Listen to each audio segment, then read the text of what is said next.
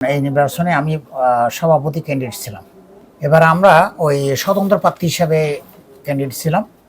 আমরা ফরম নিতে গিয়েছিলাম। আমার সাথে অনেক শুভাকাঙ্ক্ষী আমার সাথে গিয়েছিল। তো দেখা যায় তারা পূর্ব পরিকল্পিতভাবে যেখানে নির্বাচন কমিশনের অফিস আছে আমাদের লাইব্রেরির ভিতরে, এখানে তারা পূর্ব থেকে এখানে তারা মিছিল করতেছে, মিটিং করতেছে, স্লোগান দিচ্ছে। মানে মোটামুটি এখানে আমরা ওরা ছাড়া কাউকে যাতে ঢুকতে না দিতে পারে।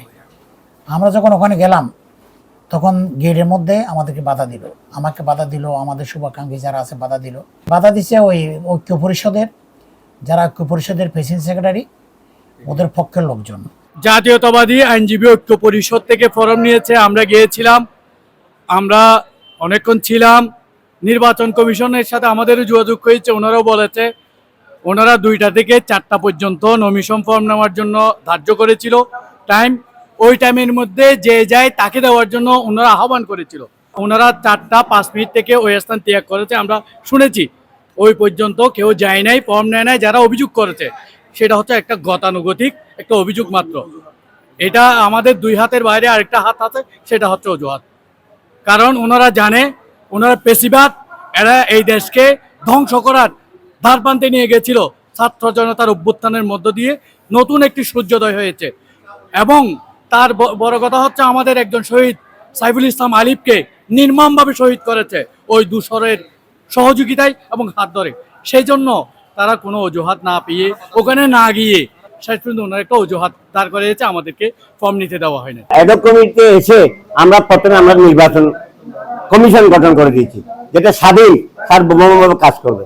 সুতরাং আজকে ফরম নেবার সময় দেখা গেছে যে বিভিন্ন সংগঠন বা ব্যক্তিগতভাবে যারাই ফরম খেয়েছেন তাদেরকে সাদর সম্ভাষণ জানিয়ে সবাই ফরম দিয়েছে।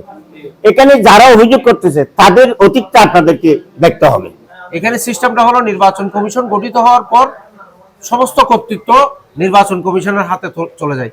এখানে কার্যকরী কমিটি বা অ্যাডহক কমিটি যারা থাকে তারা তাদের কর্মকাণ্ডে কোনো ধরনের হস্তক্ষেপ করতে পারে না। আমাদের কাছে তারা কোনো সহযোগিতা চাইলে আমরা সর্বাত্মক সহযোগিতা, আমরা যেটা তারা চাই সেটা আমরা দিই।